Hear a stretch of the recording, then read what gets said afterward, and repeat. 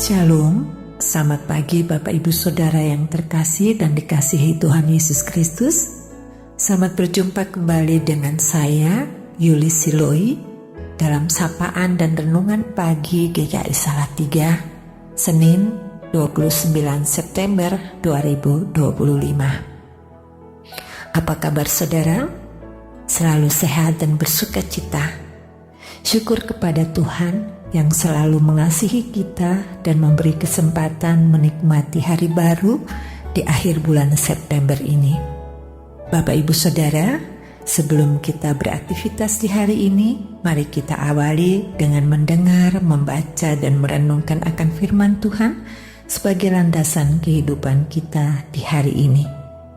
Sebelumnya mari kita bersatu di dalam doa.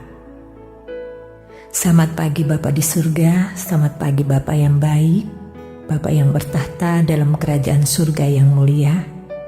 Terima kasih untuk hari baru, nafas kehidupan dan semua berkat-berkat yang Tuhan berikan buat kami di hari ini. Kami percaya, kami bersuka cita, sehat, penuh kasih, dan kami rindu untuk mendengar serta melakukan firman-Mu. Ampuni salah dan dosa kami ya Tuhan. Berfirmanlah kepada kami dan artikanlah firman ini bagi kami. Kuasai kami dengan kuasa Roh yang kudus dan hikmat, agar kami dapat memahami dan melakukan firman-Nya. Dalam nama Tuhan Yesus Kristus firman yang hidup, kami berdoa.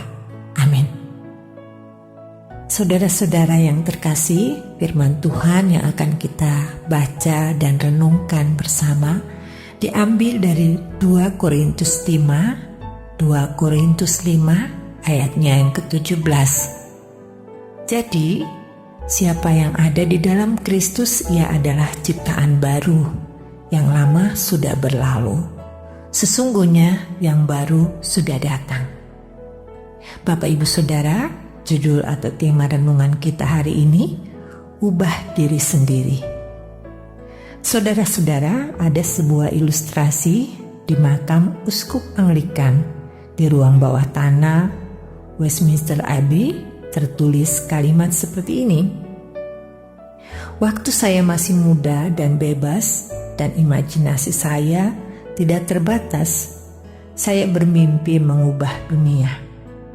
Seiring bertambah usia dan hikmat, saya menemukan bahwa dunia tidak akan berubah. Jadi, saya sedikit mempersempit tujuan saya dan memutuskan mengubah negara saya saja. Namun, negara saya pun tampaknya tidak dapat diubah. Saat usiaku beranjak senja, dalam satu usaha terakhir yang putus asa, aku memutuskan untuk mengubah keluargaku saja, orang-orang terdekatku. Tetapi sayang, mereka juga tidak berubah. Dan sekarang, saat aku terbaring di ranjang kematian, saya tiba-tiba sadar kalau saja saya mengubah hidup saya terlebih dahulu, maka melalui teladan saya akan mengubah keluarga saya. Lalu dengan inspirasi dan dorongan dari mereka, saya kemudian dapat memperbaiki negara saya. Dan siapa tahu, saya bahkan mungkin telah mengubah dunia. Saudara-saudara yang terkasih, firman Tuhan menekankan hal yang senada. Dalam banyak ayatnya, firman Tuhan lebih fokus pada pengubahan diri sendiri daripada orang lain. Ia menekankan pentingnya fokus pada pertumbuhan pribadi dan transformasi batin. Bukan pada perubahan perilaku orang lain. Tuhan ingin kita menanggalkan manusia yang lama dan jadi manusia yang baru. Dan ini artinya kita meninggalkan kebiasaan-kebiasaan lama yang buruk dan mulai mengadopsi kebiasaan-kebiasaan baru yang baik, serta sesuai atau sama dengan kehendak-Nya, kehendak Tuhan. Saudara-saudara yang terkasih, dalam menjalani hidup, seringkali kita tenggelam dalam cara pandang yang salah. Kita justru lebih fokus dan berusaha mengubah orang-orang yang ada di sekitar kita, yang kita anggap perilakunya kurang benar. Padahal yang harusnya kita lakukan dan fokuskan adalah mengubah diri sendiri. Dalam banyak kesempatan, Tuhan mengubah orang lain lewat teladan. Ia memastikan dirinya benar dan baik dulu, baru kemudian hidupnya. Itu bisa menginspirasi orang-orang yang ada di dekatnya untuk berubah. Lihat saja Zakheus, si pemungut cukai yang kemudian punya kesadaran untuk mengubah diri dan cara hidup setelah melihat Yesus. Hari ini, mari ubah fokus kita. Yang pertama kali harus kita ubah bukanlah orang-orang yang ada di sekitar kita, tapi diri kita sendiri supaya bisa jadi teladan yang baik. Bapak Ibu yang terkasih, perubahan tidak akan terjadi jika kita menunggu orang lain atau waktu yang lain.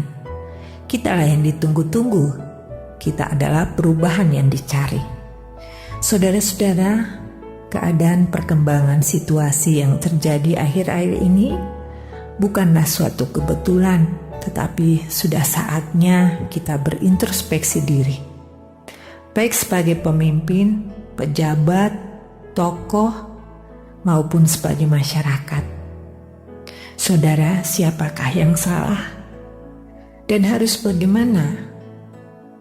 Ya, semua harus dimulai dari pribadi kita.